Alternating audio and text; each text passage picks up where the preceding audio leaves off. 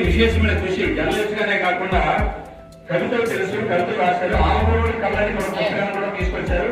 అది మీకు అందజేయడం జరుగుతుంది.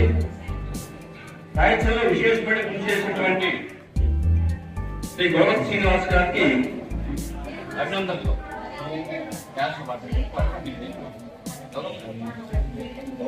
పుస్తకాలు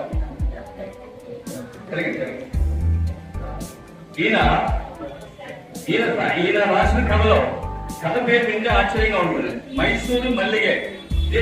మైసూరు మల్లిగాడే నేనే అనుకున్నాను. ఈ కథ ఏంటి మల్లిగాడు ఏంటి మైసూరు గాని. కానీ ఈయన ఒక పరిశోధన చేశారు.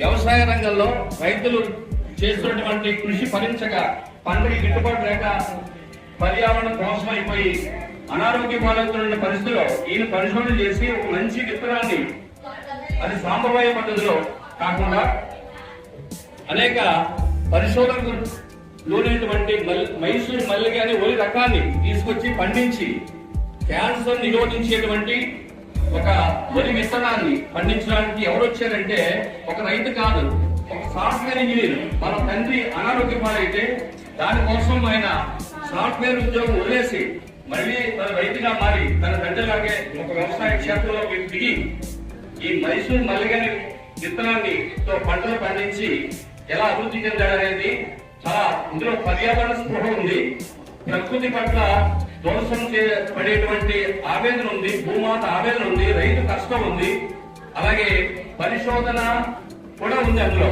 అటువంటి అనుభూతి కవిత్వం కథను రాసినటువంటి శ్రీ గోలక్ శ్రీనివాస్ గారికి ప్రత్యేక ధన్యవాదాలు.